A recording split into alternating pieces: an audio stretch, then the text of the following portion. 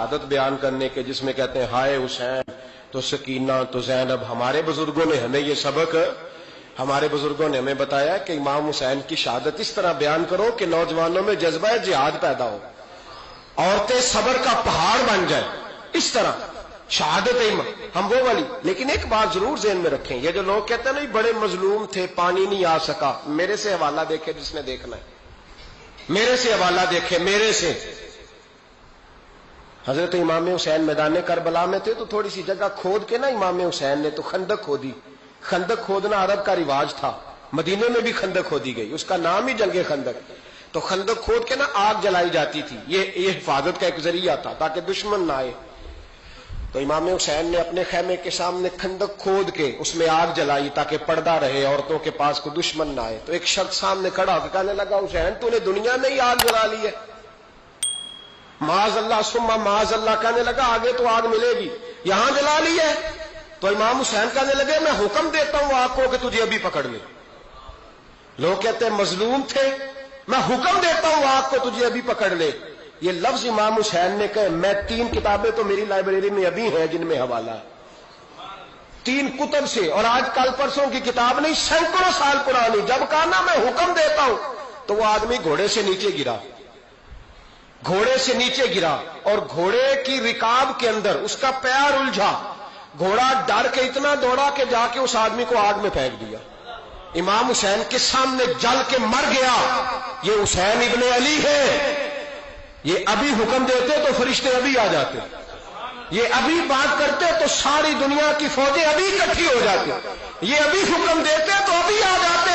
اور سنو, اگر جناب اسماعیل کے لیے دمبا آ سکتا ہے تو وہ تو حضرت ابراہیم کے بیٹے تھے, اور یہ تو مصطفیٰ کی اولاد ہے, ان کے لیے کیا کچھ نہیں ہو سکتا.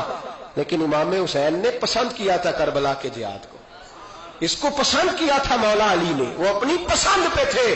کوئی آدمی اس طرح نہ بیان کرے کہ بڑے مظلوم تھے تو بڑی مشکل میں تھے تو بڑا روتے تھے بڑے, اور کوئی شخص ایسی بات. یہاں تو تماشا لگ گیا ہے, تماشا لگ گیا ہے. ایک وہ ہے جو آج کل کہہ رہے ہیں بس جی وہ تو 2 شہزادوں کی جنگ تھی, انہیں بھی شرم نہیں آتی, اور ایک ممبروں پہ چڑھے ہوئے ہیں, چہرے پہ داڑھی کوئی نہیں, سر پہ ٹوپی کوئی نہیں, بازاری سا انداز ہے, کبھی دوڑ کے ادھر جاتے ہیں, کبھی بھاگتے ہیں, کبھی کہتے ہیں اونچا بولنا, پیروں پہ کھڑا ہونا. یہ لوگ بیان کریں گے امام حسین کی بات, یہ لوگ بیان کریں. بیویوں کے مصائب پڑھ رہا ہوں, وہ اور بیویاں ہوتی ہیں جو ہائے ہائے کرتی ہیں, واہ ویلا کرتی ہیں. یہ میرے نبی کا خاندان ہے, یہ میرے نبی کا خاندان ہے, نبی کا خاندان.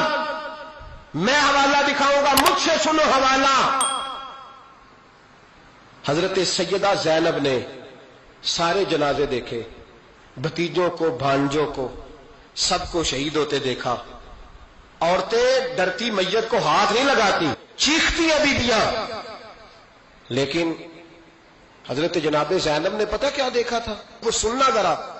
امام حسین کی لاش مبارک کربلا میں پڑی تھی, اور امام حسین کا سر کاٹ کے نیزے پہ چڑھایا گیا تھا, اور وہ بیویوں کے سامنے خالی سر چڑھ رہا تھا, اور سینکڑوں میل کا سفر کر کے دمشق کے بازاروں سے گزرتا وہ سر گیا. آج میں سر کی بات نہیں کرتا, سر کی. آپ مرد ہیں, جوان ہیں سارے, یہاں کسی کا کٹا ہوا ہاتھ پھینک دیا جائے نا, ہاتھ تو لوگ چیخے مار کے دوڑ جائیں گے, بلکہ ہاتھ تو دور رہا, کسی کی انگلی کاٹ کے یہاں پھینکی جائے تو لوگ چیخے مار کے مرد دوڑ جائیں گے. لیکن کٹا ہوا سر دیکھا, لاشیں دیکھے.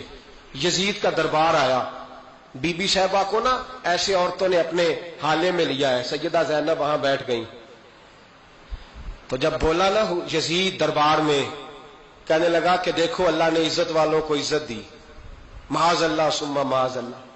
اور میرے مخالفین کا کیا حشر ہوا جب اس نے دیکھے نا, ایک آدمی مجبور ہے, مقہور ہے, اتنا لمبا سفر ہے, غربت ہے, پیاس ہے, بیماری ہے, کیا انداز ہے. جب اس عالم میں یزید کے دربار میں اس نے گستاخی کی امام حسین کی. یہاں لوگ کہتے ہیں کسی کو کچھ نہ کہو, کیوں نہ کچھ کہیں. جو سیدنا امام حسین کے بارے میں بات کرے گا زبانیں کھینچیں گے اس کی, جو صحابہ کے بارے میں بات کرے گا ہم کرنے دیتے ہیں. یہ کیا بات ہوئی, گستاخی کرنا, بے ادبی کرنا, یہ کون سا دین ہے. یہ تو تم بے دینی پھیلا رہے ہو.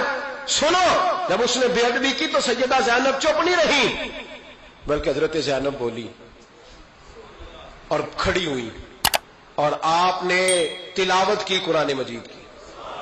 اور آیتیں پڑھی کرنے لگی وَتُعِزُّ مَن تَشَاءُ وَتُذِلُّ مَن تَشَاءُ بِیَدِکَ الْخَیْرُ، اور آپ فرمانے لگی یزید تو کہتا ہے تیرے مخالفین پسپا ہو گئے، تجھے عزت ملی.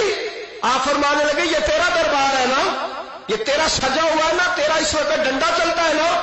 فرمانے لگی چند سال ٹھہر جا، تیرے اوپر لوگ لعنتیں برسائیں گے. اور فرمایا جب جمعے پڑھے جائیں گے تو لوگ میرے حسین کے نام کے خطبے پڑھیں گے. فرمایا آج یہ تیرا دربار ہے نا. حضرت نعمان بن بشیر صحابی رسول تھے، وہ کہتے ہیں میرے قریب ایک نابینا صحابی بیٹھا تھا، سنو سنو حوالہ میں دکھاؤں گا. کہنے لگے میرے قریب اس وقت یزید کے دربار میں ایک نابینا صحابی بیٹھے تھے. جب بی بی زینب نے یہ بات کی نا تو وہ نابینا صحابی میرا ہاتھ پکڑ کے کہنے لگے نعمان علی آ گئے، یہ تو علی کی آواز ہے، علی آ گئے.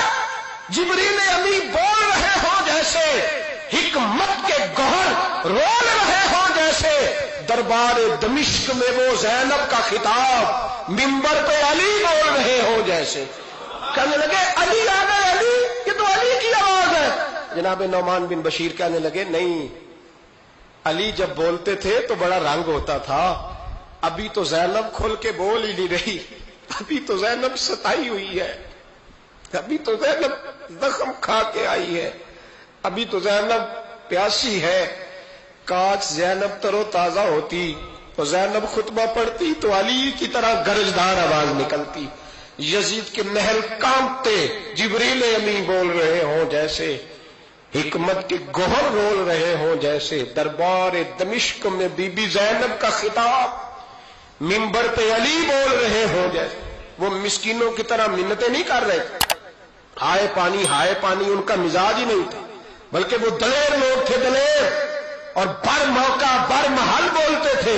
یزید آیا دربار میں، جب یہ سارا قافلہ وہاں پہنچا تو یزید دربار میں آیا،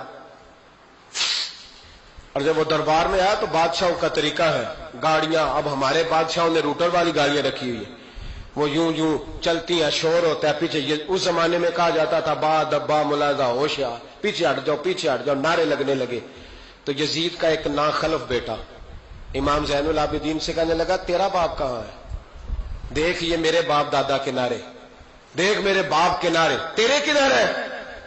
ابھی یہ بات شروع اس نے کی تھی کہ دمشق کی جامع مسجد میں زور کی اذان ہو گئی، اور جب مؤذن نے کہا نا اشہد ان محمد رسول اللہ، تو امام زین العابدین اس کا ہاتھ پکڑ کے کہنے لگے یہ میرے نانا کے نعرے لگ رہے ہیں، اگر تیرا ہے تو بتا، یہ میرے نانا کے نعرے ہیں. اور فرمایا تیرے باپ کے 2-2.5 سال لگیں گے، میرے نانے کے قیامت کے بعد بھی لگیں گے.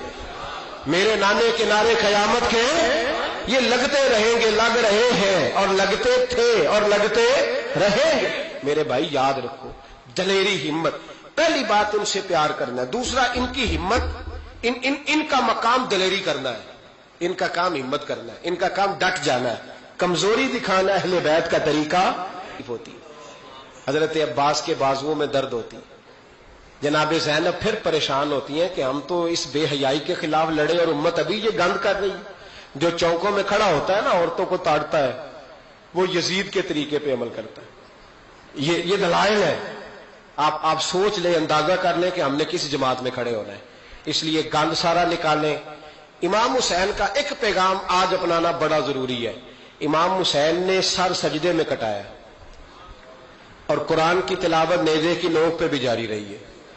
اس لیے آج کم از کم 10 نفل امام حسین کی سنت سمجھ کے ضرور پڑھنے.